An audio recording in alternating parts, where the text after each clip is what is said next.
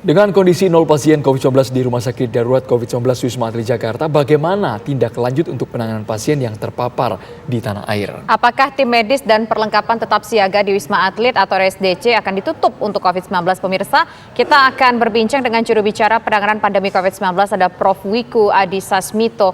Selamat petang Prof. Wiku. Selamat petang. Ya Prof. Wiku, ini kita ingin memperjelas sekali lagi, mengkonfirmasi sekali lagi mengenai 0 pasien di Wisma Atlet Jakarta. Apakah artinya saat ini betul-betul tidak ada satupun lagi pasien yang dirawat di sana, Prof? Ya, betul. Jadi memang kondisinya menurun terus. Kebetulan ini sinyal yang bagus ya untuk akhir tahun ini. Dan ternyata pada hari ini sudah 0. Semoga tidak bertambah lagi, tetapi kita tetap standby dengan 1 tower apabila nanti ada penambahan pasien di kemudian hari. Baik, kami juga ingin tahu responsnya dok, karena hari ini per tanggal 30 Desember status PPKM sudah dicabut oleh Presiden Joko Widodo. Ini pengaruhnya bagaimana dalam penanganan COVID-19?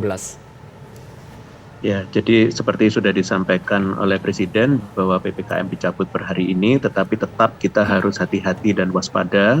Dan tanggung jawab masyarakat menjadi lebih besar untuk bisa menjaga diri agar tidak tertular COVID. Dan tentunya protokol kesehatan terutama di keramaian dan tempat-tempat tertutup tetap menggunakan masker dan didorong semua untuk vaksinasi. Hasilnya seperti apa? Mari kita lakukan bersama. Kita sudah membuktikan sekian bulan dalam kondisi terkendali.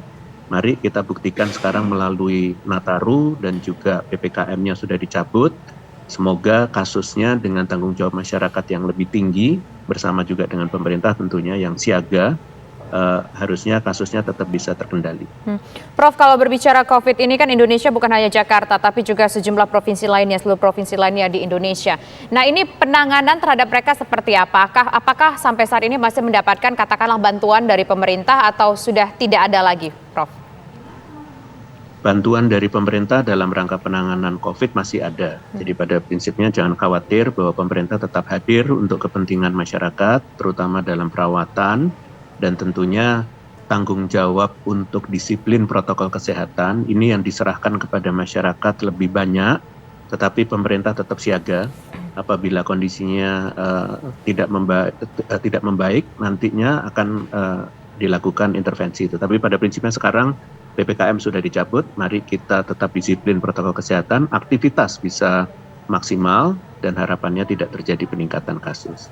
Kami juga ingin tahu Prof. Wiku mengenai mekanisme penanganan pasien yang terpapar dengan gejala mungkin ringan, berat, hingga kritis. Karena tadi Presiden juga mengungkapkan Satgas COVID ini tidak dibubarkan sama sekali, masih bersiaga. Itu seperti apa Prof? Ya, jadi pada prinsipnya yang pertama kan begini ya, masyarakat harus berusaha untuk tidak tertular. Apabila sampai tertular sudah menjalankan protokol kesehatan tapi mungkin tidak optimal atau imunitasnya sedang tidak tinggi dan akhirnya terkena, pasti bisa menggunakan fasilitas kesehatan yang ada. Tapi kita harus berawal dari pencegahan dulu. Dan kalau nanti sampai sakit, fasilitas kesehatannya sudah tersedia dan tetap dibiayai oleh pemerintah. Jadi jangan khawatir, itu bukan hanya di Jakarta, tapi di seluruh Indonesia tetap seperti itu. Dan Satgas tetap standby untuk apabila ada sesuatu hal yang tidak diinginkan terjadi, maka kita akan tetap memastikan pengendaliannya tetap terjaga.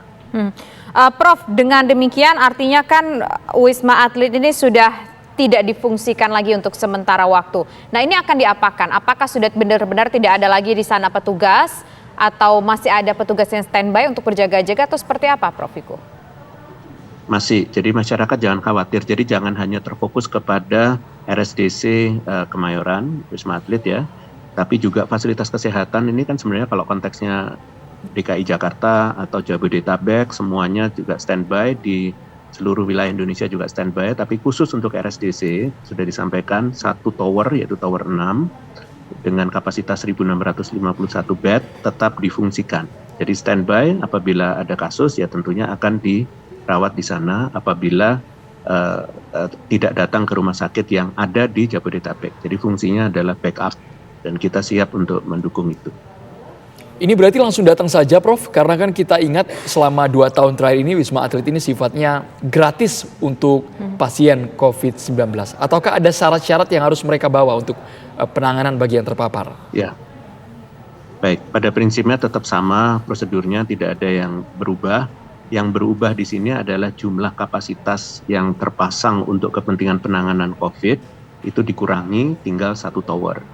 Itu saja, semua prosedurnya tetap sama dan penanganannya juga tetap sama dan seluruh fasilitas kesehatan sebagai satu kesatuan sudah siap semuanya apabila terjadi lonjakan kasus. Tapi ingat, kembali lagi jangan diharapkan pelonjakan kasus kalau masyarakat bisa mengendalikan dirinya dengan protokol kesehatan yang lebih baik, tentunya kasus itu penularan itu tidak terjadi. Itu yang sekarang mari kita lakukan adaptasi itu bersama-sama. Karena kita sudah membuktikan sekian bulan dalam kondisi yang terkendali dan bagus.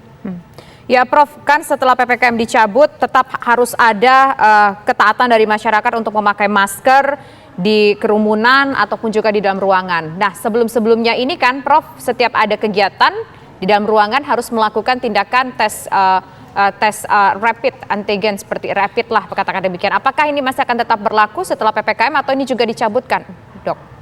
Prof. Ya, jadi pada prinsipnya seluruh fasilitas publik juga didorong seperti instruksi Menteri Dalam Negeri yang nanti akan dikeluarkan. Pada prinsipnya semua didorong untuk melaksanakan protokol kesehatan. Artinya tentunya untuk masuk fasilitas-fasilitas publik juga didorong menggunakan Peduli Lindungi agar persyaratan-persyaratan untuk orang yang sehat saja dalam kondisi sehat dan terlindungi imunitasnya yang bisa masuk ke dalam fasilitas publik.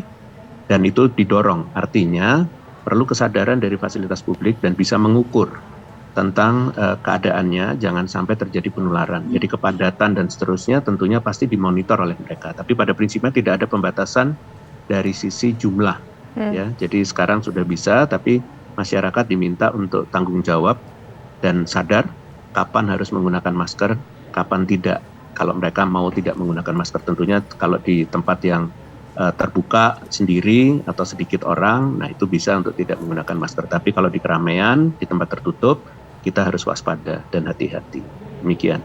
Baik, terima kasih banyak juru bicara penanganan pandemi COVID-19 Prof. Wiku Adhisa Smito sudah bergabung di Kabar Petang. Terima kasih.